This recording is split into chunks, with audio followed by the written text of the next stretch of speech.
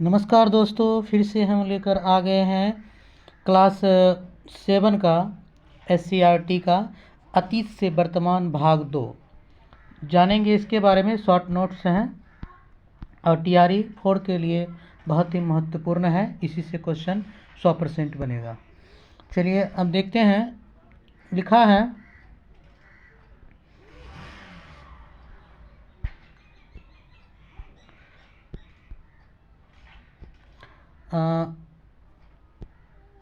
अतीत से वर्तमान भाग 2 अध्याय 1 है कब, कहाँ, कब और कैसे, उसके बारे में जानेंगे। तो थोड़ा बड़ा कर लेते हैं। लिखा है भारत देश में मुगल सत्ता का सर्वाधिक विस्तार 17वीं शताब्दी के अंतिम वर्षों में बाबर के वंशज औरंगजेब के समय हुआ था। मुगल वंश के संस्थापक बाबर ने हिंदुस्तान शब्द का प्रयोग वस्तुतः संपूर्ण उपमहाद्वीप के लिए किया। सबसे पहले बिहार शब्द का प्रयोग 13वीं शताब्दी के इतिहासकार मिन्हाज-ए-सिराज ने किया था। पुस्तक का नाम था तबाकत-ए-नासरी।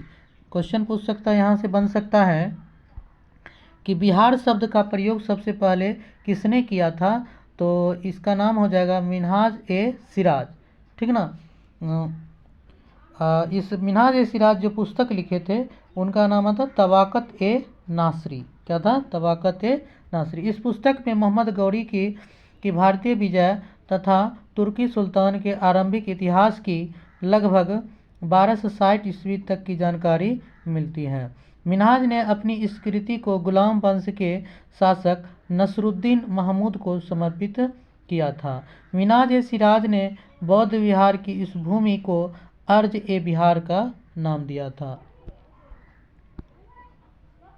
अब देखिए, अकबर ने बिहार को एक प्रांत के रूप में से गठित किया।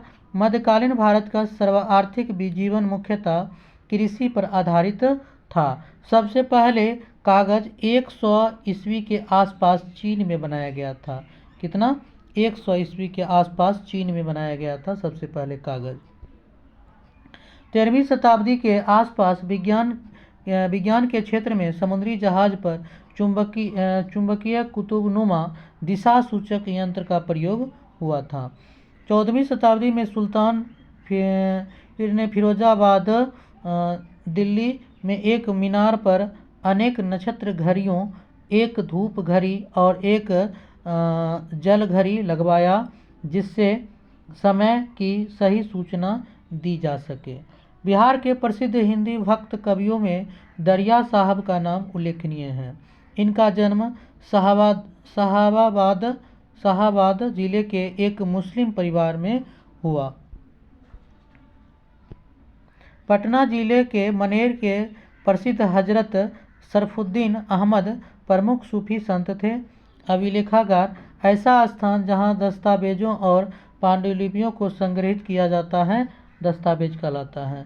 राष्ट्रीय प्लस राज्य सरकार दोनों के अभिलेखागार होते हैं। राजतरंगिणी के लेखक जो थे वो कलहन थे। क्या थे? राजतरंगिणी के लेखक कौन थे? कलहन थे। और कश्मीर के इतिहास के बारे में, यहाँ तक वहाँ के राजवंशों के बारे में इसमें लिखा गया। राजतरंगिणी में कश्मीर के इतिहास के बारे में लिखा गया है। तहकीकात-ए-हिंद किसका है? तो अलबेरुनी का है। किसका है? अलबेरुनी का। तारिक उल हिंद भी उसी का है। चलिए अब आते हैं। लिखा है उस समय के रीति रिवाज, धर्म आदि पर विस्तृत एवं प्रमाणिक जानकारी मिलती है। तबाकत-ए-नासरी मिन्हाज-उस-सिराज मोहम्मद गौरी गुलाम वंश के शासन पर विस्तृत चर्चा है। तबाकत-ए-फिरोज शाही के लेखक जियाउद्दीन बर्नी था। तबाकत-ए-फिरोज शाही के लेखक कौन था? जियाउद्दीन बर्नी। तुगलक वंश के राजनीतिक घटना चक्र की चर्चा इसमें है। अकबरनामा जो लिखा था अबुल फजल, कौन लिखा था? अबुल फजल अकबर के शासनकाल का इसमें वर्णन किया गया है। बाबर ने अपनी आत्मकथा तुजुक-ए-बाबरी में लिखा, तुर्की भाषा में। कैसा? कौन भाषा में? तुर्की भाषा में है, लिखी है, जिसका फारसी अनुवाद जो किया था फारसी अनुवाद बाबरनामा कहलाया।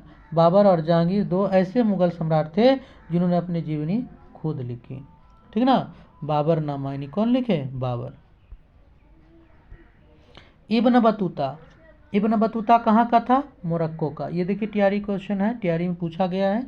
इब्न बतूता कहाँ का यात्री था? तो मोरक्को का। ठीक ना। और पुस्तक लिखे थे इब्न बतूता रेहला। क्या लिखे थे? रेहला। चलिए अब देखते हैं विश्व यात्रा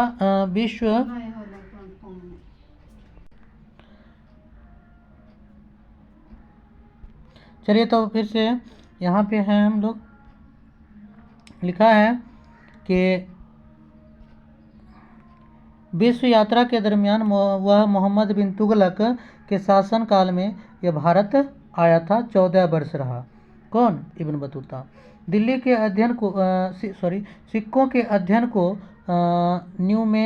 न्यूमेस्मेटिक्स कहते हैं। ये क्वेश्चन भी पूछा गया है। शेर शाह कहाँ के थे? सासाराम के, रोहतास जिला। मनेर में मखदूम शाह दौलत का समाधि भवन एक उच्च कोटि की कला का उदाहरण है। अब है लिखा, वेंकटपुर का शिव मंदिर के लिए राजा मानसी ने आर्थिक सहायता प्रदान की थी। रोहतासगढ़ में निर्मित हरिश्चंद्र मंदिर के निर्माण का यश भी राजा मानसी के प्राप्त है।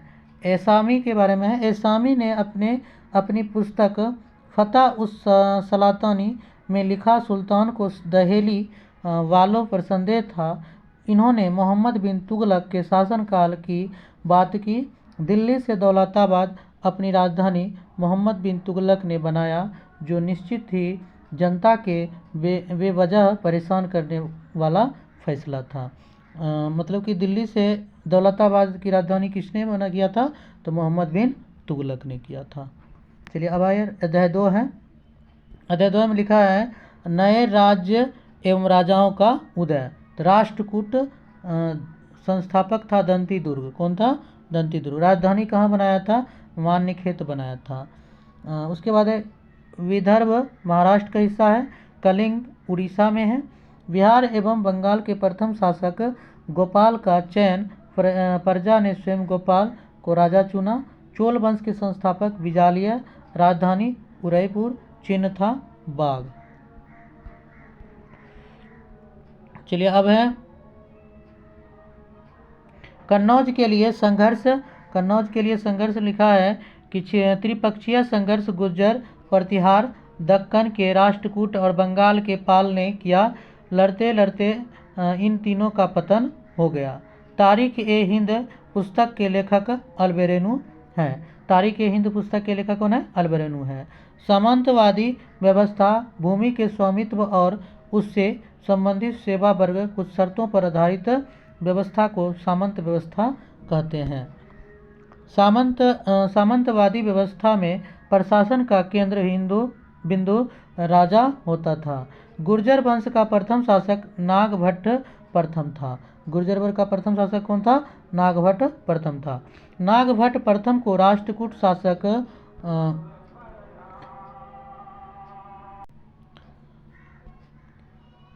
नागभट्ट प्रथम को राष्ट्रकूट शासक दंती दुर्ग ने पराजित किया था। नागभट्ट प्रथम जो प्रतिहार वंश के राजा थे, जिन्होंने अपनी राजधानी कन्नौज बनाया था। स्थानीय स्वशासन चोल शासन प्रणाली की प्रमुख विशेषता थी। चोल शासन के समय 3 प्रकार के ग्राम सभाओं का उल्लेख मिलता है। लिखा 1 नंबर में है उर, जनसाधारण की सभा थी। सभा या महासभा, वरिष्ठ या ब्राह्मण की, इसे अग्रहार भी कहते थे। तीसरा था नगरम, यहाँ व्यापारी की सभा थी। समिति को वरियम कहते थे। गांव के वरिष्ठ ब्राह्मण को अग्रहार कहा जाता था। राजेंद्र चोल अपनी सेना को गंगा तक ले गया और वहां से गंगा का पानी लेकर और अपने नए नगर में इस पानी का रखा। यह शहर गंगई कोंड बोलपुरम कहलाया। अब राजेंद्र चोल एक विशाल सेना का गठन किया था। तंजौर का बृहदेश्वर मंदिर चोल शासकों ने बनाया था। क्वेश्चन पूछ सकता है, तंजौर का मंदिर किसने बनाया था? बृहदेश्वर चोल शासकों ने बनवाया था। कौन बनाया था? चोल शासक। राजा राज चोल प्रथम ने बनवाया था। राजा राज चोल प्रथम ने बनवाया था। चोल शासक था वही। उसके बाद है पाल वंश। पाल वंश के बारे में, पाल वंश का संस्थापक गोपाल था। 8वीं शताब्दी के मध्य पूर्व भारत में बिहार एवं बंगाल के पाल का उदय हुआ। पाल वंश के शासक गोपाल, धर्मपाल, देवपाल, महिपाल थे। पाल वंश की राजधानी मुंगेर थी। भागलपुर जिले में विक्रमशिला विश्वविद्यालय का निर्माण धर्मपाल ने करवाया। धर्मपाल ने नालंदा विश्वविद्यालय महावीरों को दान में दे दिया था। अब ओदंतपुरी मठ की स्थापना बिहार शरीफ पाल वंश के संस्थापक गोपाल ने करवाया था। महमूद गजनबी के बारे में है। गजनी आधुनिक अफगानिस्तान में स्थित एक छोटा सा राज्य था। महमूद गजनबी अफगानिस्तान का शासक था। सन 1010 और 1025 के बीच महमूद ने उत्तर भारत के केवल उन नगरों पर आक्रमण किया जिनमें बहुत से संपन्न मंदिर मथुरा, थानेश्वर, कन्नौज, वृंदावन और सोमनाथ थे। कुल 17 बार भारत पर आक्रमण मोहम्मद गजनी ने किया था। मोहम्मद गजनी ने कितना बार आक्रमण किया? 17 बार भारत पर आक्रमण किया था। मोहम्मद गजनबी का अंतिम आक्रमण 1025 में हुआ, में सोमनाथ मंदिर पर हुआ था। कहाँ पर हुआ था? सोमनाथ मंदिर पर। सोमनाथ मंदिर कहाँ है? तो गुजरात में। सोमनाथ मंदिर कहाँ है? तो गुजरात में है। उसका उद्देश्य देखिए, उद्देश्य था धन लूटना, इस्लाम धर्म का प्रचार प्रसार करना था। मोहम्मद गजनवी के आक्रमण के लगभग 150 साल बाद तुर्की के आक्रमण का दूसरा चरण उत्तरी भारत में प्रारंभ हो गया। शाहनामा पुस्तक के रचयिता कौन थे? तो फिरदौसी थे। शाहनामा पुस्तक के रचयिता कौन थे? तो फिरदौसी थे। अब मोहम्मद गौरी के बारे में है, तो कल पढ़ेंगे मोहम्मद गौरी के बारे में। यहीं तक रहने देते हैं और मेरे वीडियो को ज़्यादा से ज़्यादा शेयर कीजिए, लाइक कीजिए, सब्सक्राइब कीजिए और ठीक है। थैंक यू, धन्यवाद।